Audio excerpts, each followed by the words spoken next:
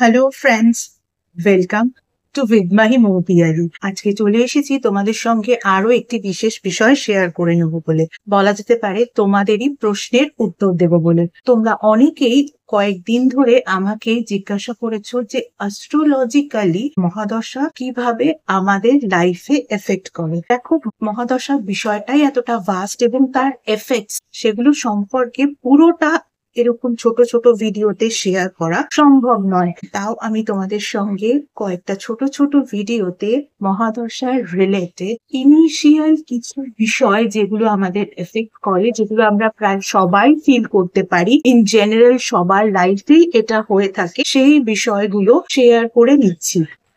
এর আগে আমি অলরেডি সান এবং মুনের মহাদশায় কি কি হতে পারে সেই রিলেটেড ভিডিওস শেয়ার করেছি।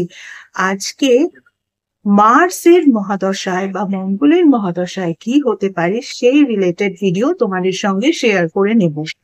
দেখো, মার্স বা মঙ্গলের মহাদশা জানার আগে মার্স বা মঙ্গলের যে ক্যারেক্টার সেটা কিন্তু জানা উচিত। মঙ্গল আমাদের সোলার সিস্টেমের এমন একটা প্ল্যানেট, যেই প্ল্যানেটকে আমরা ফায়ারি প্ল্যানেট বলে থাকি। তাহলে মঙ্গল রিপ্রেজেন্টস ফায়ার, আর সঙ্গে সঙ্গে মঙ্গলের কালার হচ্ছে রেড। আমরা মঙ্গলকে রেড প্ল্যানেট বা লাল গ্রহ বলে থাকি। অ্যাকচুয়ালি এই ফায়ারি ব্যাপারটার জন্যই কিন্তু আমরা রেড প্ল্যানেট বা লাল গ্রহ বলে থাকি। এর সঙ্গে সঙ্গে অ্যাস্ট্রোলজিক্যালি যদি আমরা দেখি, মঙ্গল হচ্ছে রাজার সেনাপতি, অর্থাৎ মঙ্গলের ক্যারেক্টারটা কিন্তু সেনাপতির মতো। একটা রাজ্য চালাতে গেলে রাজার যেমন প্রয়োজন আছে, সেনাপতিরও প্রয়োজন আছে। সেনাপতি কিন্তু রাজাকে ইনিশিয়াল লেভেল থেকে শুরু করে ভাইটাল লেভেল পর্যন্ত বিভিন্ন কাজে বিভিন্ন রকম ভাবে বুদ্ধি দিয়ে থাকে একটা রাজ্য পরিচালনার ক্ষেত্রে।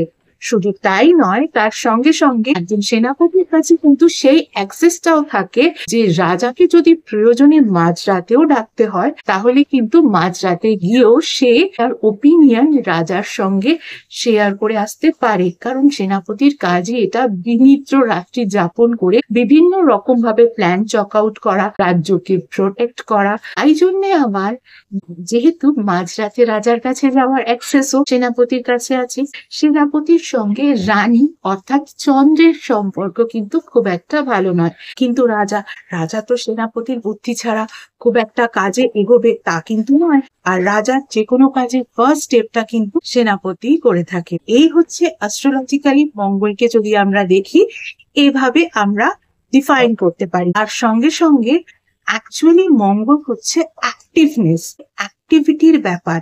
আমরা আমাদের দেশে যত রকম এমার্জেন্সি সার্ভিসেস এর লোকজন আছেন, যেমন army, police, fire services, electricity services, এই ধরনের মানুষগুলো যারা এমার্জেন্সি সার্ভিস দিয়ে থাকেন, আজকাল তো বিভিন্ন হোম ডেলিভারিও যারা করে থাকেন, সেটা ফুড রিলেটেড ডেলিভারি হতে পারে, আদার্স কোনো রকম কোনো ডেলিভারি যেটা আমরা বাড়িতে পেয়ে থাকি, সেই ডেলিভারি ম্যান বা ডেলিভারি উইমেনকেও কিন্তু আমরা এই মঙ্গলের সঙ্গে তুলনা করতে পারি। তাছাড়াও মঙ্গল কিন্তু আমাদের বাড়ির যে সব থেকে অ্যাক্টিভ মেম্বার, যার মধ্যে কিন্তু ভীষণ অ্যাক্টিভনেস আছে, সমস্ত কিছুর কাজ একেবারে ম্যানেজ করে দেওয়ার মতন ক্ষমতা যিনি রাখেন, তিনিও কিন্তু মঙ্গলের সঙ্গে তুলনীয়। তার সঙ্গে সঙ্গে মঙ্গল কিন্তু আমাদের ব্লাড, আমাদের সারা শরীরে কি আছে? ব্লাড। ব্লাড ছাড়া কি আমরা চলতে পারি? একেবারেই নয়। মঙ্গল রিপ্রেজেন্টস আওয়ার ব্লাড।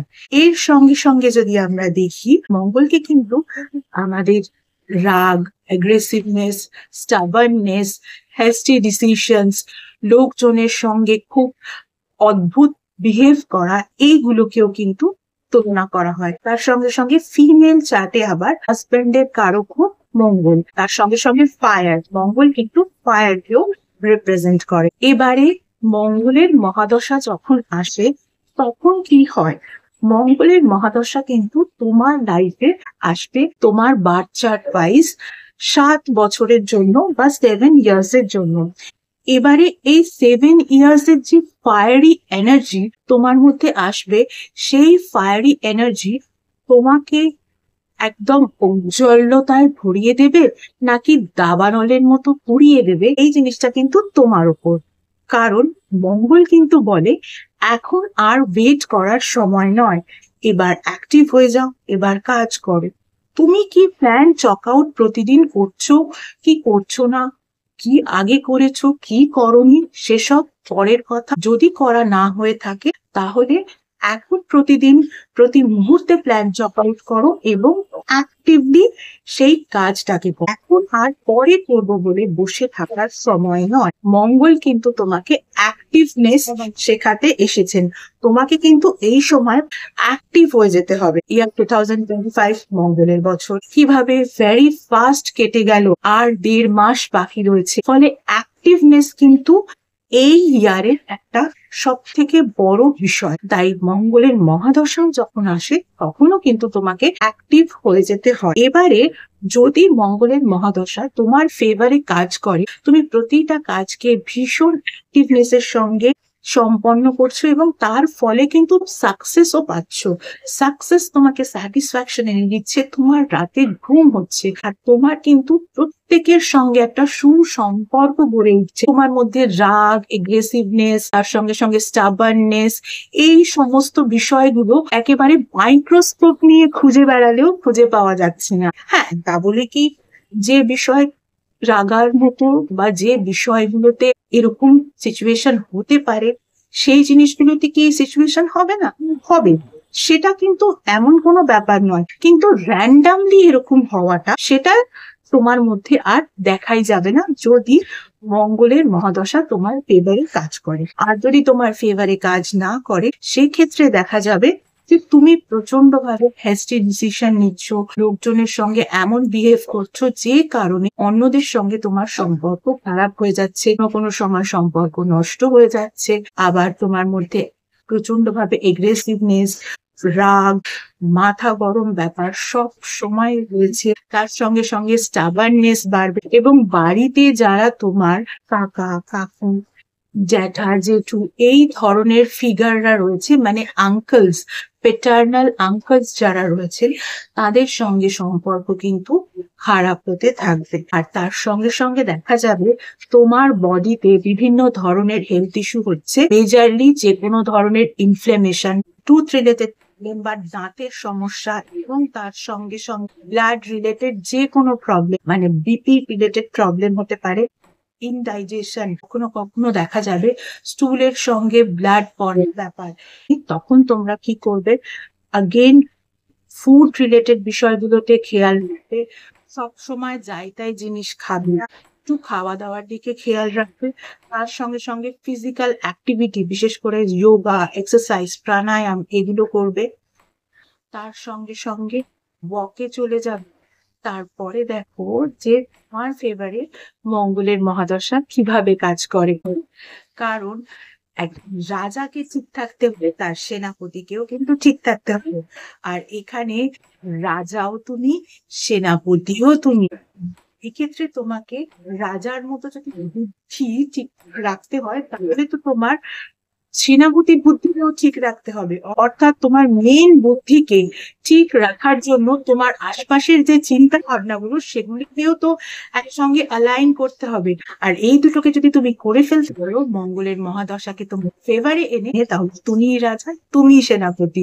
রাজা ও সেনাপতির মতো একসঙ্গে রাজ্যে জয়ের মতো কাজ করে ফেলতে পারবে very easily.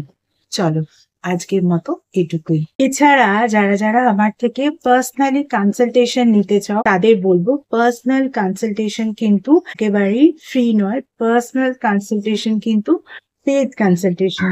Regarding what? Regarding numerology, vastu, tarot reading, tarot healing, crystal healing, healing with meditation, healing with reiki, healing with symbolism, সনাতন ধর্মীয় পদ্ধতিতে স্পেল কাস্টিং, অ্যাস্ট্রোলজি, আর তার সঙ্গে সঙ্গে এমন কিছু রেমেডিস যেগুলো তোমাদের ওভারঅল ডিটেল চেক করার পরেই দেওয়া যায়, এভাবে জেনারেলি দেওয়া যায় না, ইত্যাদি বিষয়ে কনসালটেশন নিতে হলে কিন্তু স্ক্রিনে যে ইমেল আইডিটা দেখতে পাচ্ছ সেই ইমেল আইডিতে মেল করো অ্যাপয়েন্টমেন্ট বুক করার জন্য। তোমাদের অ্যাপয়েন্টমেন্ট একবার বুক হয়ে গেলে তোমাদেরকে কিন্তু টাইম স্লট প্রোভাইড করা হবে এবং তখন তোমাদের কল নাম্বারও প্রোভাইড করে দেওয়া হবে, যেই টাইম ওয়াইজ তোমাদের যেই নাম্বারে কল করতে হবে।